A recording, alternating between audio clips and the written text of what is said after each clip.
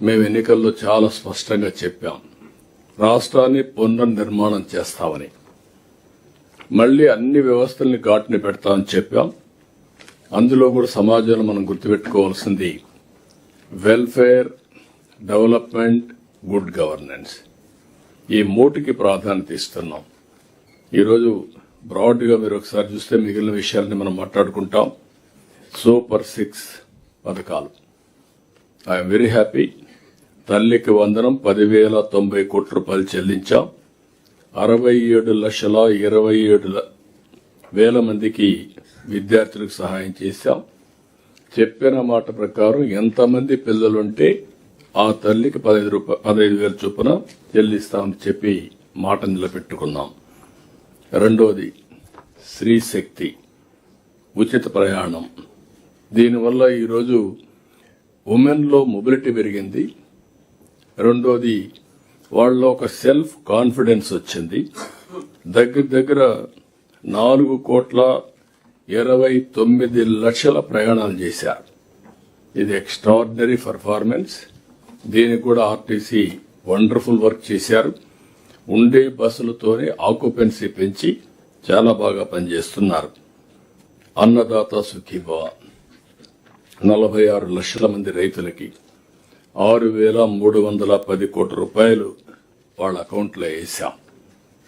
రెండవది వ్యవసాయం పూర్తిగా నిర్వీర్యమైపోయి రైతు దిక్కుదోచని పరిస్థితిలో ఆత్మహత్యలు చేసుకునే పరిస్థితికి వచ్చారు. దీనికోసం ఒక 5 ప్రిన్సిపల్స్ పెట్టుకున్నాం. ఏ విధంగా చేయాలని గైడ్ చేశాం. టెక్నాలజీ జోడించాం. ఇంకొక పక్కన పంటల మార్పిడి కోసం ముందుకు పోయాం. డిమాండ్ డ్రివన్ క్రాప్సే ప్రొడ్యూస్ చేశాం. ఈరోజు రాయలసీమ ఒక హార్టికల్చర్ హబ్ గా తయారు చేస్తున్నాం. ఆంధ్ర మొత్తం అక్వాకల్చర్ మీద ఫోకస్ పెట్టాం. ఇంకొక పక్క వాణిజ్య పంటల మీద కూడా ఎక్కువ పోతున్నాం. దీంతో మెరుగైన ఫలితాలు వచ్చే పరిస్థితికి వచ్చింది. రైతులు కూడా, నేను అందుకే ఒక మాట చెప్పాను, రైతులు గాని స్టూడెంట్స్ గాని ఎవరైనా ఆత్మహత్య చేసుకుంటే ఆ ఆత్మహత్య కలిగిన కారణాలన్నీ ఆడిట్ చేయమన్నాం. ఆడిట్ చేసి ఏ విధంగా మోటివేట్ చేయాలి, కరెక్టివ్ మెజర్స్ ఏం తీసుకోవాలి, ఎక్కడ తప్పులుంటే ఏ విధంగా మనం దాన్ని పాలసీ ద్వారా కరెక్టివ్ మెజర్స్ తీసుకోవాలో దానికి కూడా ముందుకు పోతున్నాం. ఇంకో పక్క దీపం 2 ఏడాదికి 3 సిలిండర్లు చెప్పాం. ఇప్పటికి 2 కోట్ల సిలిండర్లు పైగా ఇచ్చాం.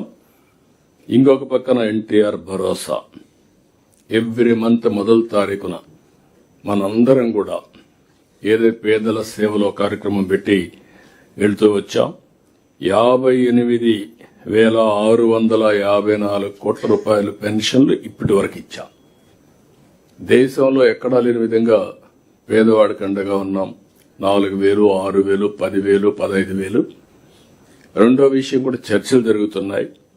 వెల్ఫేర్ అనేది అవసరమని, సమాజంలో ఆర్థిక అసమానతలు తగ్గించాలంటే, మెరుగైన జీవన ప్రమాణాలు ఉండాలంటే మనం ఇది తప్పదు, చేయాల్సిన అవసరం ఉంది. లేకపోతే మనం కష్టపడేది కొంతమంది బిలియనర్స్ కోసం కాదు. దాన్ని కూడా మనం నిరూపించుకోగలిగాం. 63 లక్షల మందికి ఒకవేళ మొదటి తారీఖు సండే అయితే 1 డే ఇన్ అడ్వాన్స్ ఇచ్చాం. That is our commitment. అన్నా క్యాంటీన్లు 204 అన్నా క్యాంటీన్లు పెట్టాం. అది కూడా ఒకప్పుడు ఉండే క్యాంటీన్లు రద్దు చేస్తే మళ్లీ పేదవాడికి అన్నం పెట్టాలన్న ఉద్దేశంతో ఈ కార్యక్రమాన్ని చేశాం. మత్స్యకార భరోసా 20,000 చొప్పున 1,25,000 మందికి 250 కోట్లు ఇచ్చాం. ఆటో డ్రైవర్ సేవలో ఏడాదికి 15,000 రూపాయల చొప్పున 436 కోట్లు వాళ్ళ అకౌంట్లో జమ చేశాం. 2,90,000 మందికి ఇచ్చాం. ఆర్టీసీ బస్సుల్లో స్త్రీశక్తి కింద ఉచిత ప్రయాణ సౌకర్యం ఏర్పాటు చేసినప్పుడు వీళ్ళకు కూడా ఉపాధి దెబ్బతినకూడదనే ఉద్దేశంతో మనం ఇచ్చేశాం. రికార్డు స్థాయిలో ధాన్యం సేకరణ 24 గంటల టైంలోనే జమ చేశాం. మార్కెట్ ఇంటర్వెన్షన్లు చేశాం. పొగాకు, మామిడి, కోకో, ఉల్లి, ఎక్కడ ఏ పంట అయినా సరే గిట్టుబాటు ధర లేదు, రైతు నష్టపోతున్నాడు అంటే అక్కడ ఇంటర్వ్యూన్ అయ్యాం. స్టెబిలిటీ తీసుకొచ్చాం. ఇప్పటి వరకు 1100 కోట్లు పైగా ఖర్చు పెట్టాం.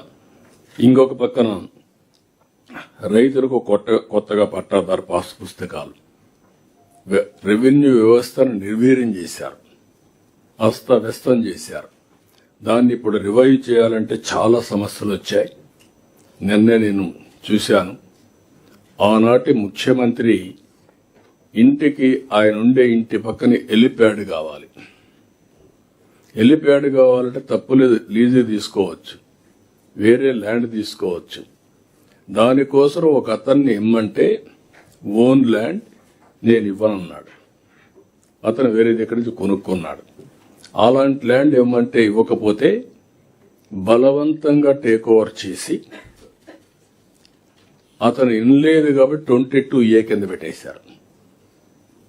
అంటే ఒక ప్రైవేటు వ్యక్తి ల్యాండ్, సాక్షాత్తు చట్టాలు చేసే ముఖ్యమంత్రి, చట్టాలను అమలు చేయవలసిన వ్యక్తి ఒక ప్రైవేట్ ఆస్తిని 22A కింద ఇల్లీగల్ గా పెట్టాడంటే ఇది పరాకాష్ట. నేను అడిగాను అతన్ని, ఇప్పటికీ 4-5 సంవత్సరాలైంది, నువ్వేం చేశావని అడిగాను. సార్, ముందు నా ప్రాణం ఉంటే నేను ఎప్పటికైనా పోరాడతాను, పోతే పోయింది ఆస్తి అనుకుంటాం, నేనేం మాట్లాడలేకపోయాను. ఇప్పుడు మీరందరూ సెట్ చేస్తున్నారు కాబట్టి మీ దగ్గరకు వచ్చి పిటిషన్ ఇస్తున్నానంటే రికార్డ్స్ అన్ని తీసుకున్నాం. ఆ రికార్డ్స్ అన్ని ఇప్పుడు వెరిఫై చేసి యాక్షన్ తీసుకునే పరిస్థితికి వచ్చాం. ఇది ఒక్కదిక్కడ కాదు, అన్ని ప్రాంతాల్లో జరిగింది. రికార్డ్స్ తారుమారు చేశారు. 22A కింద వెళ్ళడం చాలా ఈజీ. కంప్యూటర్ని ఏ విధంగా దుర్వినియోగం చేయగలుగుతారో చేశారు. అందుకే ఇప్పుడు మొత్తం సర్వే చేసి పకడ్బందీగా, ఇటీవల కాలం నాకు కూడా అర్థం కాకపోతే అందరితో మాట్లాడిన తర్వాత ఫైనల్ ఒక సిస్టానికి వచ్చాం. మొత్తం సర్వే పకడ్బందీగా చేసి 1 yearలో ఆల్ ల్యాండ్ రికార్డ్స్ పర్ఫెక్షన్ తీసుకొస్తున్నాం. QR కోడ్ పెట్టాం. ఇంకో పక్కన ఏదైతే బ్లాక్ చైన్ టెక్నాలజీ తీసుకొచ్చి ఎవ్వరూ ట్యాంపర్ చేయకుండా, కొన్ని రికార్డ్స్ అయితే బ్యాక్ ఫైల్స్ కూడా లేవు. జనరల్ గా ఒక స్పీకింగ్ ఆర్డర్స్ వేసినప్పుడు దానికి రీజన్స్ ఉండాలి, అధికారి ఉండాలి, ఎవరు మార్చారో తెలియాలి, అవి కూడా లేని పరిస్థితి వచ్చాయి. అవన్నీ ఇప్పుడు మనం కరెక్ట్ చేసే పరిస్థితికి వచ్చాం. ఇంకొక పక్కన సాగునీరు కోసం 20 నెలల్లో 24,000 కోట్ల రూపాయలు ఖర్చు పెట్టాం. క్వాంటమ్ వ్యాలీ నిన్నే శంకుస్థాపన చేశాం. విశాఖలో ఐటీ హబ్ కింద గూగుల్ అతిపెద్ద ఇన్వెస్ట్మెంట్. దీన్ని మనం ఒకసారి ఆలోచిస్తే పవర్లో ఒక బ్రేక్ త్రూ తీసుకొచ్చాం. గూగుల్ ముందుకు వచ్చారు. $15 billion with data centre and AI పెట్టే పరిస్థితికి వచ్చారు.